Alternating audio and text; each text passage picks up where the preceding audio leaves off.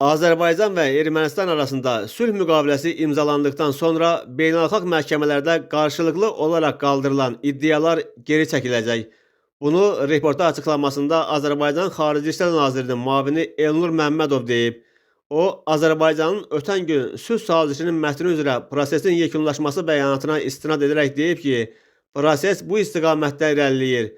Vətən müharibəsindən sonra Azərbaycan Ermənistana qarşı 30 illik işğal, etnik təmizləmə və digər beynəlxalq cinayətlərlə bağlı beynəlxalq məhkəmələrdə dövlətlərarası iddialar qaldırıb. Bu müddət ərzində müxtəlif istiqamətlər üzrə hazırda fəaliyyətimiz davam edir.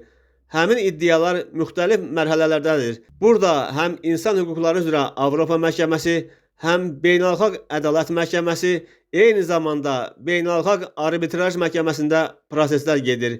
Son 2 il ərzində iki dövlət arasında dövlətlərarası münasibətlərin normallaşması istiqamətində sazişin razılaşdırılması üçün işlər görülüb.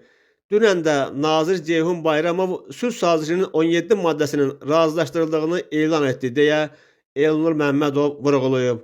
Nazir müavininin sözlərinə görə Azərbaycanın gözləntisi ondan ibarətdir ki, Ermənistan növbəti mərhələdə öz konstitusiyasında müvafiq dəyişikliklər edərək Azərbaycana qarşı ərazi iddialarını aradan qaldıracaq.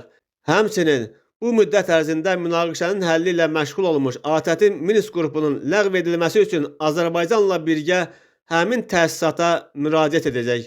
İddialara gəldikdə isə həqiqətən də sazişin son 2 maddəsindən birində sülh sazişi imzalandığı təqdirdə tərəflər beynəlxalq məhkəmələrdə bir-birinə qarşı qaldırdıqları iddiaları geri çəkməyi öhdələrinə götürüblər. Bu, hazırki sazişdə öz əksini tapıb və biz bunu nəzərə almalıyıq.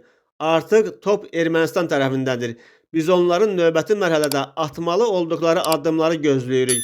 Hazırda Xarici İşlər Nazirlərinin görüşü isə nəzərdə tutulmayıb deyə Elnur Məmmədov qeyd edib.